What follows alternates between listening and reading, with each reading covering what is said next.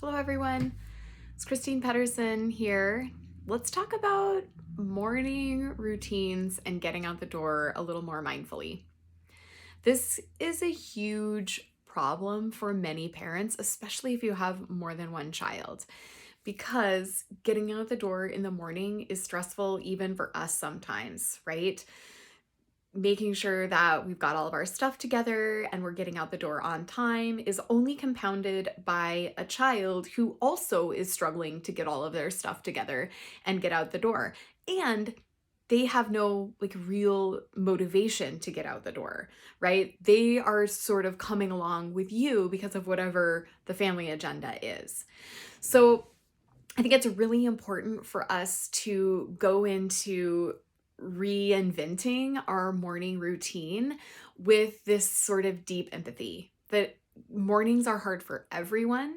It's super frustrating as a parent when you have your challenging morning and then you're trying to navigate the challenges of a child who may be testing, who may be stalling, who may be having all out tantrums, who may be experiencing bunchy socks and cannot find a single pair of socks in their drawer that they can wear, and or uncomfortable shoes. We recently dealt with this and it was so challenging for me to get on top of my emotions first and also remember the tools and even create some new ones to help my child get out the door.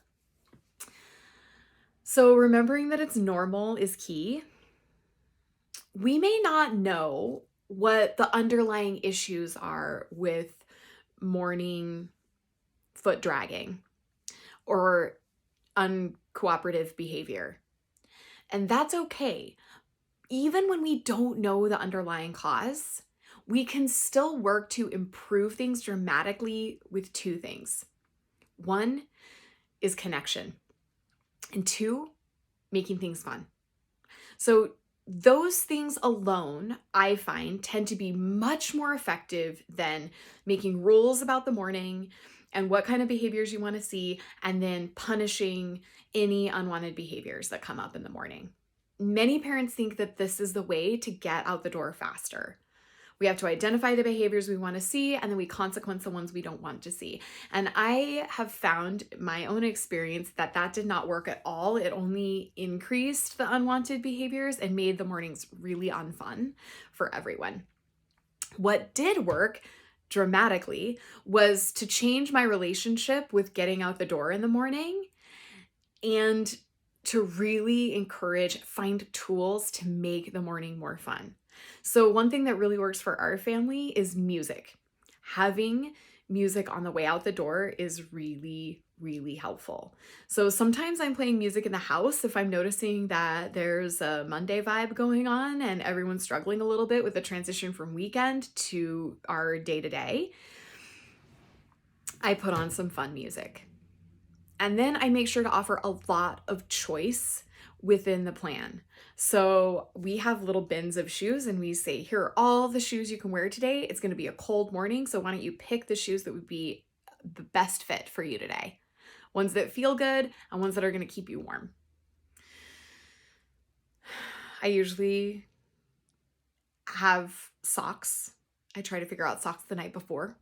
Which socks are going to feel good on your feet tomorrow? Can we set those out?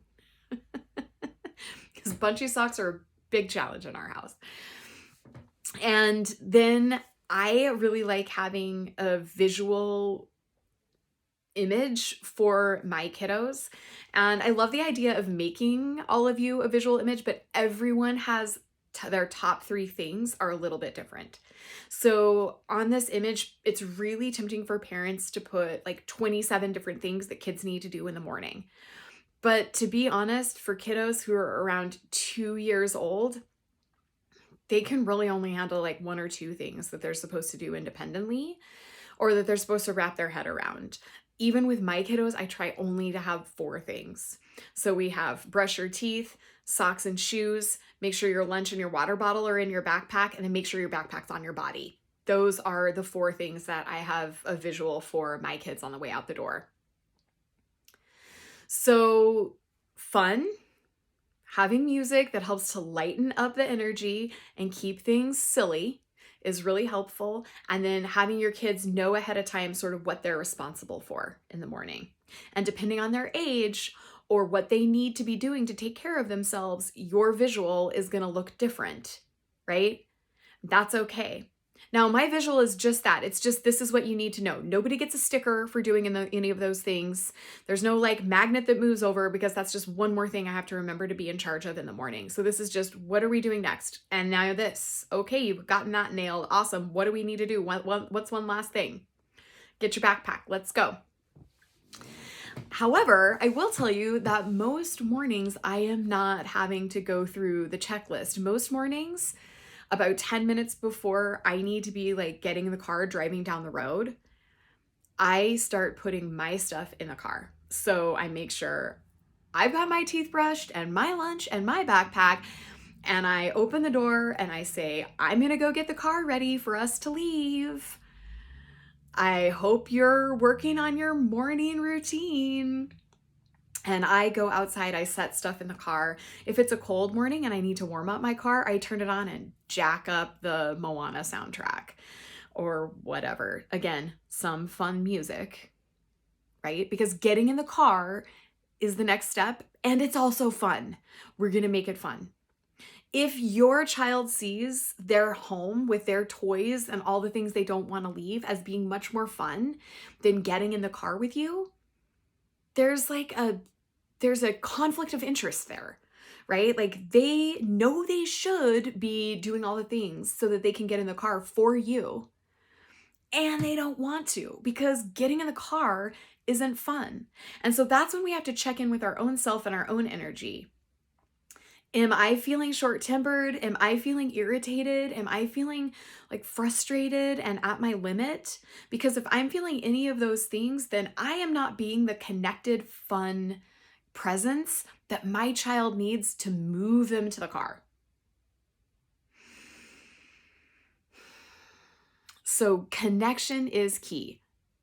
Silly music, silly voices, tickling, silly toothbrushing.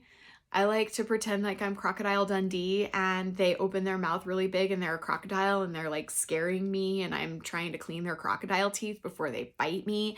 And if kids are having fun while they're doing their morning routine and feeling connected to you, they're much more likely to move along. If something happens and you're noticing some resistance, some frustration with them, it helps me a lot to get down on their level and say, I'm noticing you're frustrated and I am on your team. I want to help you. Can you tell me how? What is a good way for me to help you right now? Because I really want to head to the car so that you can pick the song for the morning. And that is going to go either way. You're going to get a kiddo who takes a deep breath and is able to cooperate with you, and you move on to the next thing, or you have a kiddo who continues to push back. And when I have a kiddo who continues to push back, I just take a break. I just go to the car and I listen to some tunes and I take a break while I wait for whatever's going on in the entryway to shift. And I give my kiddo a chance to think about what their plan is. I might go in and ask, what's your plan this morning? What kind of morning do you want to have? Do you need my help? Are you feeling frustrated? What's your plan? And they may not answer this, but they're definitely going to think about, okay, what kind of morning do I want to have? And sometimes while I'm sitting out in the car listening to music, they'll just come out, backpack everything they need. And I wasn't part of getting them out the door at all. Other times I'll need to go back in with a smile on my face and just say, I'm here to help. What can I do? And kiddos are so much better able to respond to, I'm here to help. What can I do? Than they are to, you need to be doing this. Make sure you get that.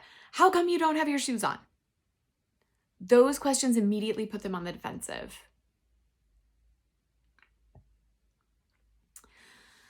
I hope this helps. Ooh, add-on tidbit. I am guilty of this. So I'm sharing this as the It doesn't work for me or my kids. So if you can try to avoid it, I would recommend it.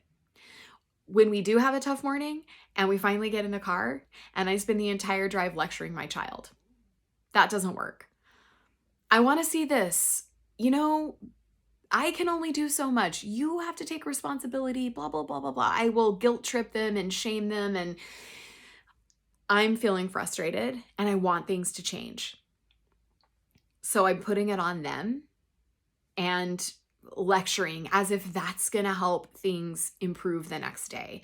And it's not. What's going to help things improve the next day is you staying calm, you remembering to have fun in the morning, and you giving them lots of choices and opportunities to move along with you to the car in a way that is not punishing or shaming. That's what's going to help tomorrow look better. Lecturing them in the car and ruining your whole drive together is not actually going to help anything. So, speaking from experience, when I have a frustrating morning, I get in the car and say, whew, that was tough. Some mornings are really hard. And I find a song that we all want to listen to.